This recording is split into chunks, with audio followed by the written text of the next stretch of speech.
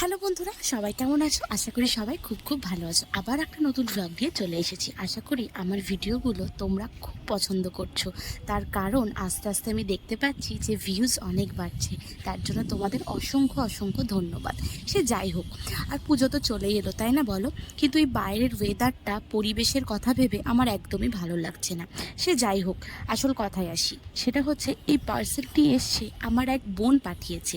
সে নতুন বিজনেস শুরু করেছে সমস্ত গার্মেন্টসের। তার জন্য আমাকে সে প্রথম বলে, তুই আমার ফার্স্ট কাস্টমার।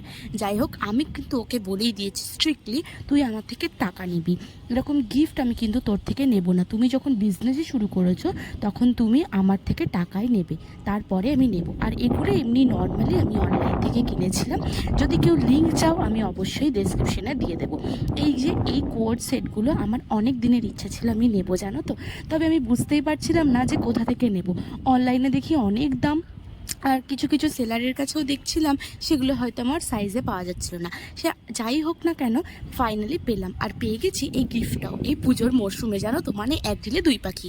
তো জিনিসগুলো এত সুন্দর কি বলবো, আমাকে কোনো কিচ্ছু অল্টার করতে হয়নি, একেবারেই হয়ে গেছে। আজকে সকালবেলা আমার মা বাজার গেছিলো, আর সেখান থেকে এত এত ফল কিনে এনেছে।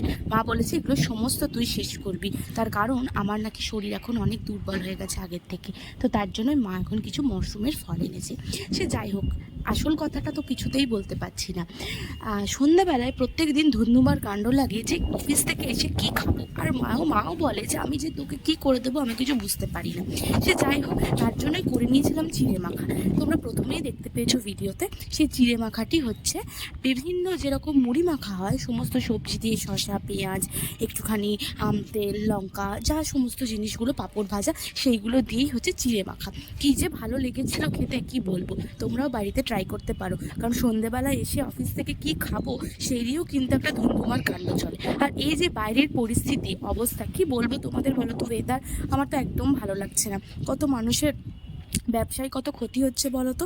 সে যাই হোক, এই পরিবেশের কথা দেখেই আমি কি করলাম, একটুখানি চা করতে চলে এলাম। আর চাটা কিন্তু যে সে চা নয়, এটা হচ্ছে একটা আয়ুর্বেদিক চা। তোমরাও এটা ট্রাই করতে পারো। আমি একটা বইয়ে পড়েছিলাম অনেক দিন আগে, যে যদি কারোর শরীর খারাপ থাকে, গ্যাস অম্বল হয়, মাথা ব্যথা হয়, বা মাথা ঝিমঝিম করে, কোনো কারণে এনার্জি না পায়, তাহলে এইভাবে একটা চা বানিয়ে দেখতে পারো। তো সেটাই আছে, অ্যাপ্লাই করে দেখলাম নিজের ওপরে। কারণ আমার তো প্রায় দিনই মাথা ব্যথা, শরীর খারাপ, গ্যাস অম্বল, কোমরে ব্যথা, পায়ে ব্যথা, এগুলো তো লেগেই আছে, যেন 90 বছরের বুড়ি।